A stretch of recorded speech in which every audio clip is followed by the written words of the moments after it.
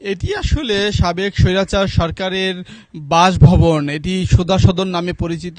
সাবেক স্বৈরাচার শেখ হাসিনা সরকার বাংলাদেশ থেকে আসলে পালিয়ে গেলে এই বাড়িটি আসলে ছাত্র জনতা 5 আগস্টে এই বাড়িটি ভাঙচুর এবং অগ্নিসংযোগ করে। তার ফলে আসলে এই বাড়িটি আসলে ধ্বংসস্তূপের রূপ নেয়। এরপর থেকে আসলে এই বাড়িটি পরিত্যক্ত হিসেবেই আসলে মানুষ জানে। আসলে এখানে কোনো মানুষ এখানে প্রবেশ করেন না। এই বাড়িটিতে, এই বাড়িটি সবসময়ই ফাঁকা থাকেন।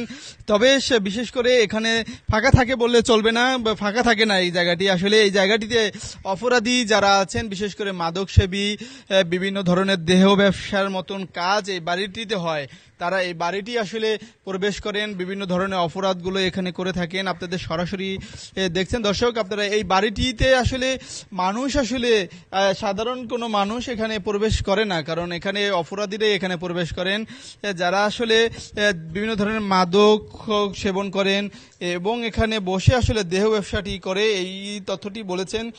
বিশেষ করে এখানে পুলিশ এবং সাংবাদিক প্রবেশ করার পর থেকে আসলে এখানে এই জায়গাটিকে কিছুক্ষণ আগে এখানে এসেছিলেন এমনটি বলছেন। তারপর থেকে আসলে এই বাড়িটিতে আসলে কোনো ধরনের অপরাধী এখানে নেই। তবে সন্ধ্যা নামার পরপরেই আসলে এই বাড়িটিতে আসলে অপরাধীরা এখানে চলে আসবেন এমনটি বলছিলেন। দর্শক, আপনারা দেখছেন সরাসরি।